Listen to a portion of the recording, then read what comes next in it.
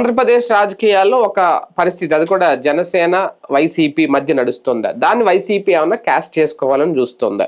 కులానికి సంబంధించి జరిగిన పోరాటం అనొచ్చు, లేదంటే కులాల వల్ల అనవసరంగా లేనిపోని మచ్చొస్తుందని అనుకోవచ్చు.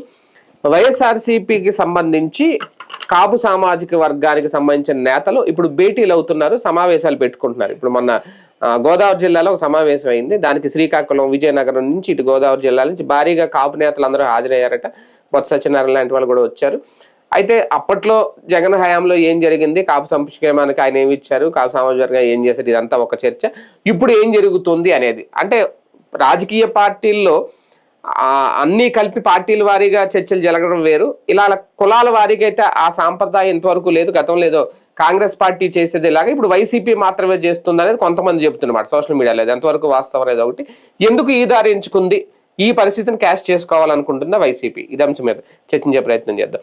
సార్, అంటే ఇది తప్ప కాదని నేను అన్న కానీ, అంటే ఒక రాజకీయ పార్టీలో ఇలాగ కొంతమంది కుల నాయకులు సెపరేట్గా మీటింగ్లు పెట్టుకుని సమావేశాలు పెట్టుకునే పరిస్థితి ఒక కొత్త సాంప్రదాయాన్ని ఇప్పుడు వైసీపీ మొదలు పెట్టిందా?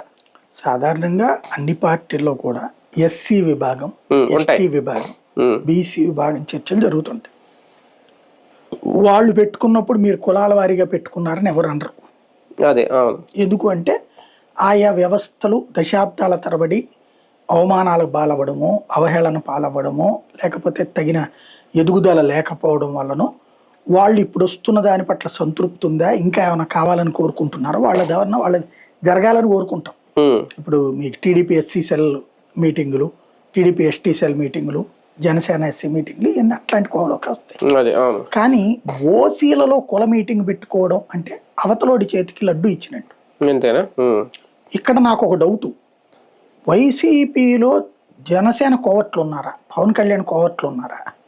ఈ కాపు నాయకులు వైసీపీలో భవిష్యత్తులో జగన్ కనుక ఇంకోసారి కూడా ఓడిపోతే వీళ్ళందరూ వెళ్ళిపోయి పవన్ కళ్యాణ్ దగ్గరికి వెళ్ళి కూర్చుంటారా? అప్పట్లో చర్చ కూడా నడిచింది, వీళ్ళందరూ కలిసి పవన్ దగ్గరికి వస్తామంటే పవన్ వద్దన్నాడు అని చెప్పేసి. ఎందుకు జనసేనలో పవన్ కోవట్లు ఉన్నారని ఎందుకు అనుకోకూడదు? ఇది జనసేనలో ఉన్నారు కోవట్లేదు ఎందుకు అనుకోకూడదు అంటున్నాను. ఉంటారు, ఎందుకు ఉండరు? కాకపోతే ఉంటే పవన్ ఇట్లాగే ఇతను మాట్లాడతాడు కదా జగన్. ఇప్పుడు అలా ఉండే వీళ్ళు మీటింగ్ పెట్టారని తెలిసిన పవన్ స్పందించాడు. అవును, పవన్ కి ఛాన్స్ ఇచ్చారు వీళ్ళు మీటింగ్ పెట్టి. కుల మీటింగ్ ఇప్పుడు ఎందుకు పెట్టాలి నువ్వు? ఇప్పుడు అంత అర్జెంటుగా ఏమైంది నీ కులానికి?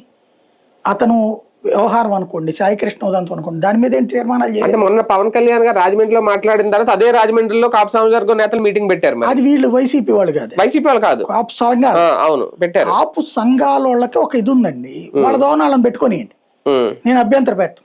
ఎందుకంటే కమ్మ సంఘం పెట్టుకుంటే, రెడ్డి సంఘం పెట్టుకుంటే వాళ్ళ ఇష్టం. దాంట్లో వీళ్ళు పవన్ కళ్యాణ్ విమర్శించారా, పవన్ కళ్యాణ్ వాళ్ళని విమర్శిస్తాడు, అది వాళ్ళు చూసుకోవాలి.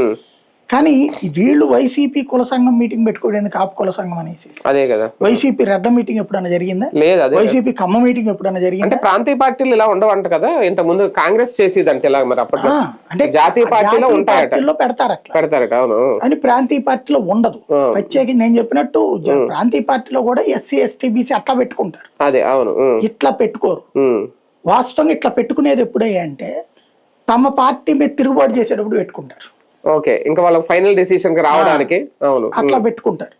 ఇక్కడ తమ పార్టీని కాపాడుకోవడానికి వీళ్ళందరికీ ఇప్పుడు ఒక ఇన్సెక్యూరిటీ ఫీలింగ్ ఏంటంటే, క్రిందసారి కాపు నేతలకి జగన్ ఎక్కువ సీట్లు ఇచ్చాడు కూటమి కంటే, అవును, కానీ ఓడిపోయారు. ఆ ప్రస్తావనలు వచ్చినాయి మీటింగ్ లో, దారుణంగా ఓడిపోయారు. చెప్పాలంటే తెలుగుదేశం అధికారంలో ఉన్న, వైసీపీ అధికారంలో ఉన్న కమ్మకి రెడ్లకు కోపం ఏంటో తెలుసా? మంత్రివర్గంలో ఎక్కువ సీట్లు ఎలాకంటే కూడా కాపులకి వస్తాయి, ఇద్దరు మంత్రివర్గాల్లో. ఇప్పుడున్న చంద్రబాబు మంత్రివర్గంలోనూ అట్లాగే చూపెడతారు, జగన్ మంత్రివర్గంలోనూ కాపులు ఎక్కువ ఉంటాయి సీట్లు. ఇప్పుడు సుభాష్ చంద్ర పెళ్లి, సుభాష్ అతను పెళ్లి కాదు, అతను ఉన్నాడు కదా సుభాష్, కాపు కిందకే వస్తాడు కదా. కాపుల్లో తెగ కదా అదేదో, ఆయన సెట్టిపల్లి అంటే మరి కాపే కదా. వీళ్ళు 7 కులాలు మీకు అక్కడ అంటారు. అంటే బలిజ వేరు, సెట్టిపల్లి వేరు. అండి, బలిజా కాపే. రాయలసీమ సైడ్ మీరు అన్నట్టు బలిజా కూడా. ఇక్కడ మీరు ఒరిజినల్ కాపులను యాక్సెప్ట్ చేయట్లేదు, కానీ పవన్ కళ్యాణ్ చెప్పే 7 కాపులు వాళ్ళు కూడా ఉన్నారు. కానీ ఆన్ ద రికార్డ్ అయితే బీసీ.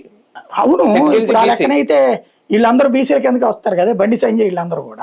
అదే అదే అదేనండి. ఇక్కడ కాపులు అదే కదా, ఈయన కాపుల్లో సగం మంది బీసీలు ఉన్నారు, సగం మంది లేరు. అందరినీ కలిపి బీసీ చేయమనే కదా ఇక్కడ గొడవ అంతా కూడా. అదే అవును. ఈడిదా తెలగా వాస్తవంగా ఒరిజినల్ గా కాపు సామాజిక వర్గం తెలక్కిస్తారా పిల్లని, లేకపోతే బలిజ సామాజిక వర్గం వాళ్ళకి ఒంటరి వాళ్ళకి ఇస్తున్నారా?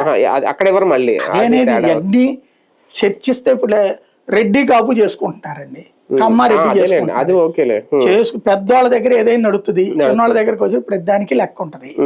ఈటిట్లలో వచ్చేటప్పటికి ఏంటంటే మెగా కుటుంబంలో పెళ్లిళ్ళు ఎలా జరుగుతున్నాయి మరి, నేను అంటుంది ఎవరెవరిదైనా జరుగుతుంది తప్పులేదు, కానీ వీళ్ళు మాత్రం చేసుకోరు.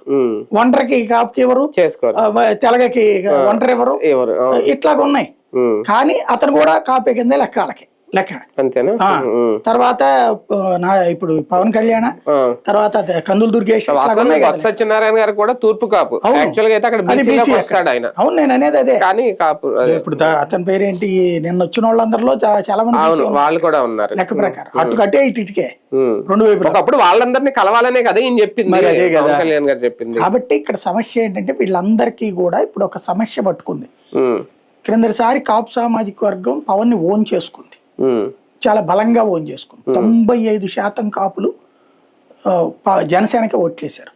అది కాపు నేస్తం తీసుకున్న మహిళలు వీళ్ళకే వేశారు. అదేది ఫీజు రియంబర్స్మెంట్ తీసుకున్న కాపు కుర్రోళ్ళు ఇటుకే వేశారు. అలాగే తల్లికి దాని పేరేంటి వాళ్ళ పేరు అప్పుడు అమ్మ ఒడికి, లేకపోతే కనుక మహిళలకు ఇచ్చిన డబ్బులు సపరేట్ గా ఉన్నాయి కదా, అవి తీసుకున్న వాళ్ళు కూడా. కాపు సామాజిక వర్గంలో బెనిఫిట్ పొందనటువంటి వాళ్ళు 10% ఉంటారు, పొందలేని వాళ్ళు. చేయూత కింద తీసుకున్నారా, లేకపోతే అన్ని ముద్రా లోన్స్ కింద ఏదో ఒక పేరుతో బెనిఫిట్ పొందిన వాళ్ళు 100కి 90 కాపులు బెనిఫిట్ పొందారు. ఫీజు రియంబర్స్మెంట్, ఆరోగ్యశ్రీ, ఏదో ఒక బెనిఫిట్ అయితే పొందారు. ధనవంతులైన అపరధనవంతులైన కాపులు తప్ప మధ్య తరగతి బిలో మిడిల్ క్లాస్ కాపులు అందరూ పొందారు ఆరోగ్యశ్రీతో సహా ఏదో ఒక ప్రయోజనం. కానీ వాళ్ళందరూ అందరికి ఇచ్చినట్టే మాకు ఇచ్చాడు, ఎందుకు మాకు ఇచ్చింది సపరేట్. నేను మొన్న మధ్యన ఒక ఎస్సీ నాయకుడు క్రిందసారి మేము అందరం బుద్ధి చెప్పామండి జగన్కి అన్నాడు. నాకు అదే డౌట్ వచ్చిందండి. అంటే అక్కడ ఫంక్షన్లో కలిసినప్పుడు భోజనాల దగ్గర అన్నాడు అనమాట, మంచి పని చేశారండి, ఇంతకీ ఏంటి అసలు మీకు అంత కోపం ఎందుకు వచ్చింది అంటే, మీకు ఏమైనా బెనిఫిట్స్ తీసేసాడా పథకాలంటే, తీసేయడం కాదండి మాతో పాటు వాళ్ళకి ఇచ్చాడు, వాళ్ళకి ఇచ్చి మాకిస్తే అదేందండి నాకు పెట్టారు వాళ్ళకి కూడా పెట్టాడు అనుకుంటే అప్పుడు మాకేంట ఎందుకు ఓడగొడతారో నాకు తెలియదు. అందుకు ఓడగొట్టారు ఎస్సీ ఎస్టీలు, అందుకు టీడీపీకి వేశారు. నేనన్నా ఇప్పుడు మరి బెనిఫిట్స్ అట్లాగే ఎవరా అంటే, ఇప్పుడు చూడండి ఎన్ని పథకాలు ఆపేసాడు చంద్రబాబు, మా పథకాలు మాకుంటాయి, అది వాళ్ళకి కావాల్సింది, మాది ఉండాలి, ఎదుటోడు ఉండకూడదు. ఈ టైప్ లో ఉంటాయి వ్యవస్థల వ్యవహారాలు. ఇప్పుడు ఈ కాపు సామాజిక వర్గం ఓట్లని క్రిందసారి అటు పోయినాయి, పోవడం మూలంగా ఈ ట్రిప్ అన్న వస్తుందా అంటే కొంత వీళ్ళకి అడ్వాంటేజ్ వస్తుంది అన్నప్పుడల్లా పవన్ కళ్యాణ్ వచ్చేస్తాడు ఆవేశపూరిత ప్రసంగంతో వ్యూహాత్మకంగా ప్రభుత్వం మీద వ్యతిరేకత కూడా జగన్ మీద దోసేస్తాడు.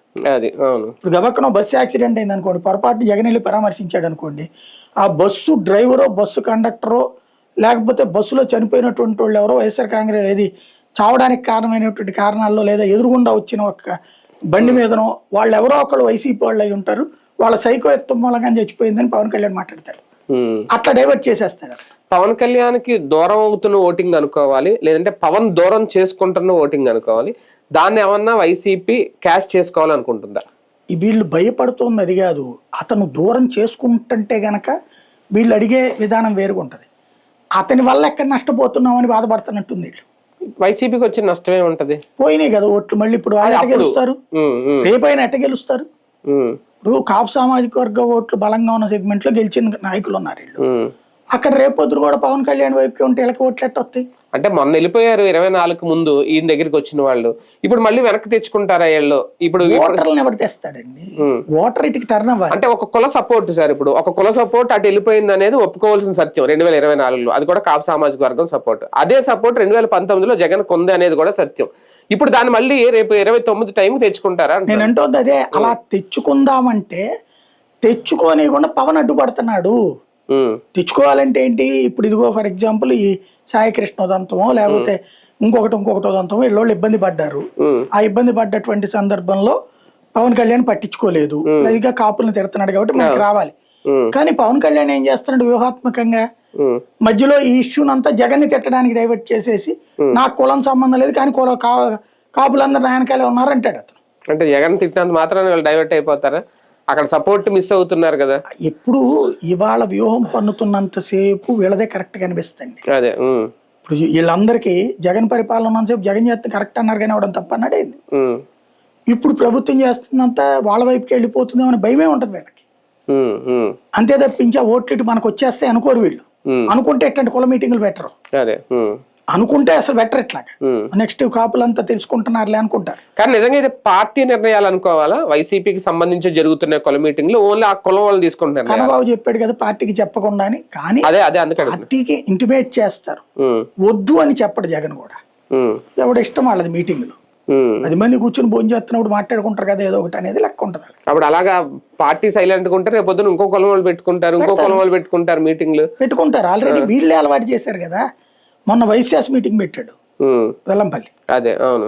ఇప్పుడు కాపుల మీటింగ్ పెట్టాడు. అయితే వెల్లంపల్లి ఇలా వైశ్యాసి నుంచి లబ్ధి పొందిన వాళ్ళతో పాటు కార్యకర్తల జనాలు కూడా పిలిచారు. నిన్న వీళ్ళు నాయకుల వరకే కూర్చున్నారు. ఇప్పుడు ఆ లెక్కనైతే ఇంత ముందు వీళ్ళు అధికారులు ఉన్నప్పుడు బీసీల ఇది కూడా చేశారు కదా, బీసీ మంత్రులతో రాష్ట్ర వ్యాప్త పర్యటన. అవును చేశారు, బస్సు యాత్ర.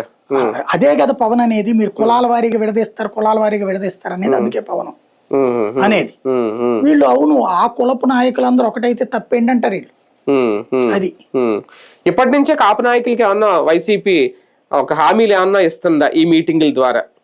పార్టీ ఏమి ఇవ్వలేదు కదా, జగన్ ఏం పార్టీ ఇవ్వలేదు. అంటే ఇప్పుడు బొత్స సత్యనారాయణ వాళ్ళు పాల్గొంటున్నారంటే ఇంటిమసీ, ఒకళ్ళకొకళ్ళు సరదాగా భోజనం చేస్తారు కాసేపు కూర్చుని, కాలక్షేపం అవుతుంది, ప్రచారం వస్తుంది, ప్లస్ కాపులు స్ట్రాంగ్ గానే ఉన్నారు వైసీపీలో కూడా అనేది కాపు సామాజిక వర్గాన్ని. ఈ సమావేశాల ద్వారా కొన్ని సమస్యలు కూడా చర్చిస్తున్నారట. ఏంటి ఆ కులాల్లో ఏ సమస్యలు ఉన్నాయి ఏంటి అనేది, అవి మేము అధిష్టానం దృష్టి తీసుకెళ్తున్నామని చెప్తున్నారట బొత్స సత్యనారాయణ. రాధాకృష్ణ గారికి చెప్పారు.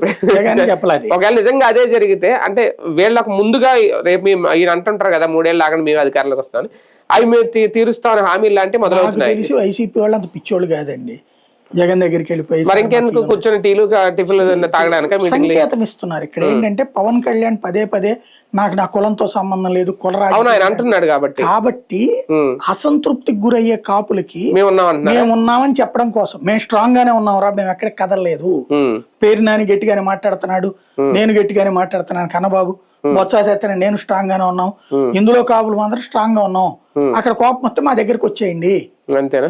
అంతే తప్ప టీడీపీ వైపుకి వెళ్ళరా, బీజేపీ వైపుకో అటు వెళ్ళరా?